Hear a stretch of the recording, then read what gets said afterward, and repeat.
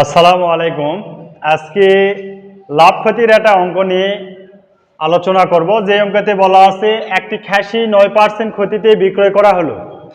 খাসিটি আরও 900 টাকা বেশি মূল্যে বিক্রয় করলে 9% লাভ হতো।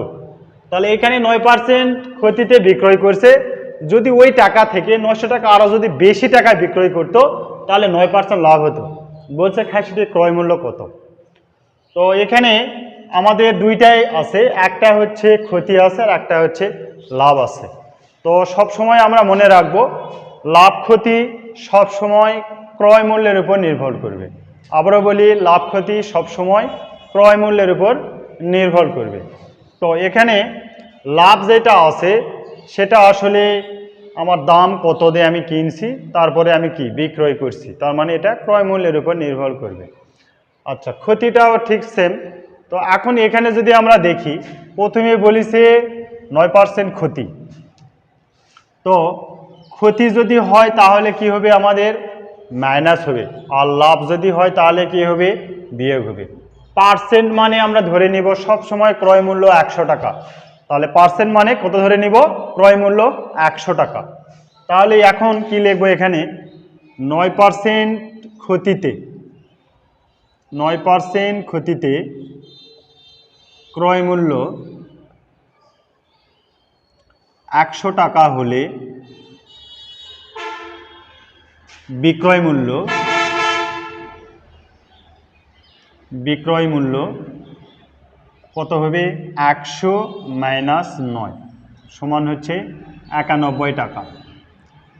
তাহলে ক্ষতি বলছে, এই কারণে কি হয়ে গেল, আমাদের 100 থেকে মাইনাস হয়ে গেল।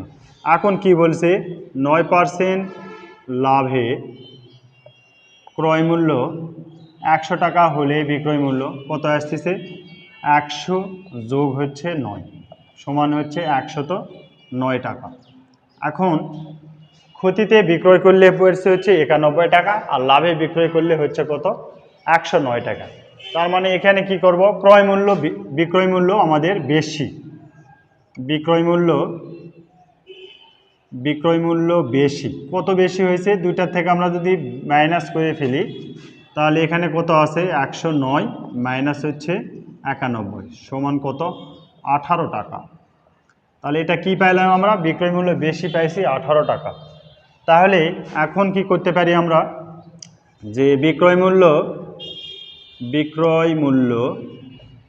18 টাকা বেশি হলে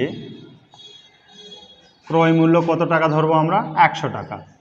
ক্রয় মূল্য 100 টাকা।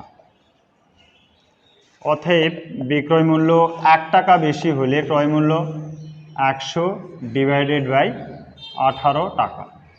অতএব বিক্রয় মূল্য কত টাকা বেশি দামে বলছে, এখানে এই যে এখানে আছে কত, 900 টাকা বেশি বলছে। তাহলে এখানে 900 টাকা বেশি হলে ক্রয় মূল্য কত, 100 গুণ 900 ডিভাইডেড বাই 18। তো এটা যেটা করলে 5 8 90 50, তার মানে কত হবে, 5000 টাকা। তাহলে এখানে হিসাবে আসতেছে কত, খাসিটির ক্রয় মূল্য আসতেছে 5000 টাকা।